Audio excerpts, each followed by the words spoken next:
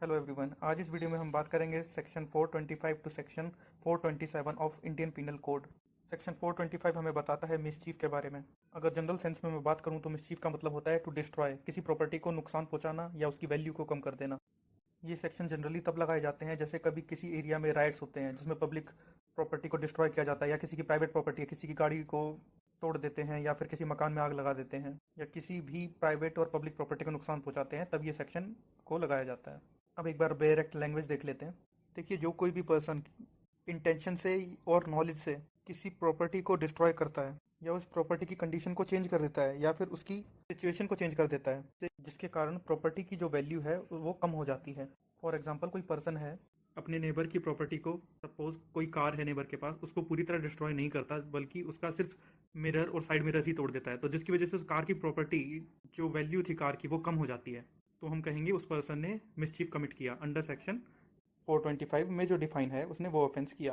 Generally हम देखते हैं लड़ाई झगड़े होते हैं या रोड रेजेस होती हैं जिसमें आदमी आपस में ना लड़कर एक दूसरे की प्रॉपर्टी को डिस्ट्रॉय करने लग जाते हैं, तो वो वहाँ पर मिसचीफ कमिट करते हैं। या कोई पर्सन बदला लेने के लिए अपने एनिमी की प्रॉपर्टी को तोड़ देता है या उसे नुकसान पहुंचाता है, तो वो भी मिसचीफ होगा। जैसा कि हम रियल लाइफ में भी देखते हैं, ड्यूरिंग राइट्स, प्रोटेस्ट, कुछ लोग पब्लिक और प्राइवेट प्रॉपर्टीज़ को नुकसान पहुंचाने लगते हैं, तो वो सभी चीज़ें मिसचीफ के अंदर आती हैं। अब इसकी पनिशमेंट देखते हैं।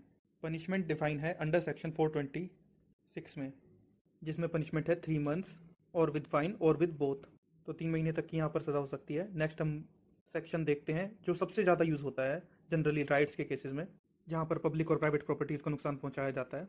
तो 427 में भी मिसचीफ है, बट यहाँ पर जो मिसचीफ डिफाइन है वो है किसी प्रॉपर्टी को लेकर जिसकी वैल्यू 50 रुपीज़ और उससे ज़्यादा है।